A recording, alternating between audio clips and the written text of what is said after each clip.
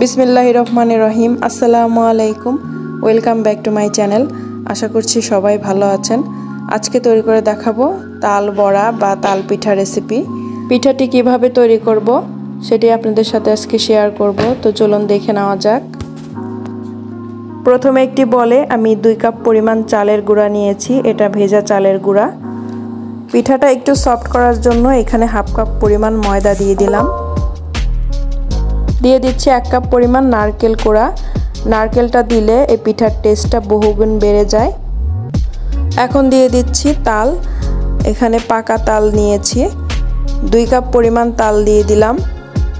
এখানে আমি তালের পরিমাণটা একটু বাড়িয়ে দিয়েছি, এতে করে পিঠাটা ভেতরটা অনেকটা সফট এবং নরম হবে আর খেতেও অনেক বেশি ভালো লাগবে।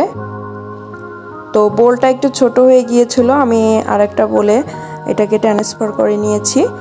এখন দিয়ে দিচ্ছি চিনি 1 কাপ পরিমাণ। মিষ্টিটা টেস্ট অনুযায়ী কমিয়ে অথবা বাড়িয়ে দেওয়া যেতে পারে। এখন এই সমস্ত উপকরণকে একসঙ্গে ভালোভাবে উইক্স দিয়ে মিশিয়ে নিব।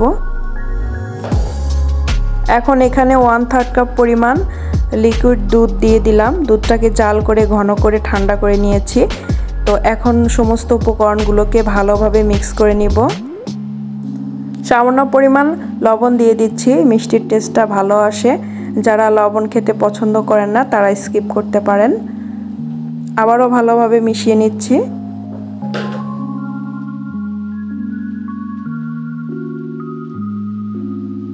তো এটা আমার ভালোভাবে মিক্স করা হয়ে গিয়েছে, দেখতে পাচ্ছেন। এখন আমি একটা সাইডে রেখে দিব এগুলোকে ভেজে নেওয়ার জন্য। চুলায় কড়াইতে পরিমাণ মতো তেল দিয়ে দিচ্ছি। তেলটাকে ভালোভাবে গরম করে নিব। চুলার আঁচটা থাকবে মিডিয়াম টু লো এর মাঝামাঝিতে। তো তেলটা ভালোভাবে গরম হয়ে গিয়েছে। এখন একে একে আমি বড়াগুলোকে ভেজে নিব।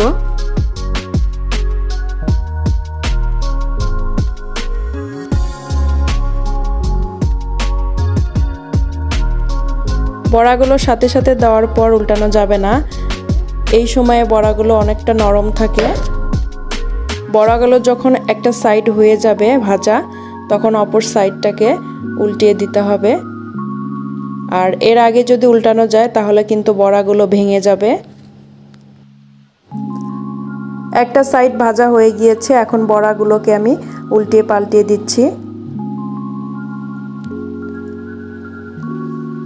এবং একটা সাইড হয়ে গেলে অপর সাইডটাকেও এভাবে উল্টিয়ে পাল্টিয়ে দিয়ে বড়াগুলোকে ধৈর্য ধরে ভেজে নিতে হবে।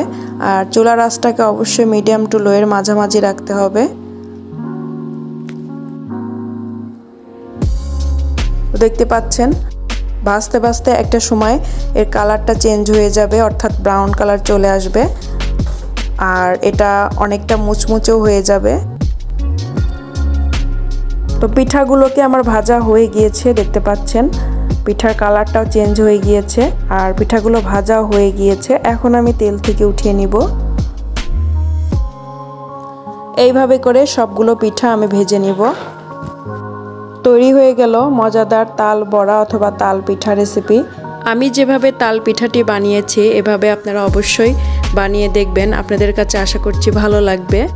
খুবই সহজভাবে পিঠাটি তৈরি করা যায়। ভালো লাগলে অবশ্যই আমাদের চ্যানেলের সাথেই থাকবেন আর আমার ছোট্ট চ্যানেলটিকে প্লিজ সাবস্ক্রাইব করে রাখবেন। আজ এই পর্যন্তই। সবাই ভালো থাকবেন, সুস্থ থাকবেন। আল্লাহ হাফেজ।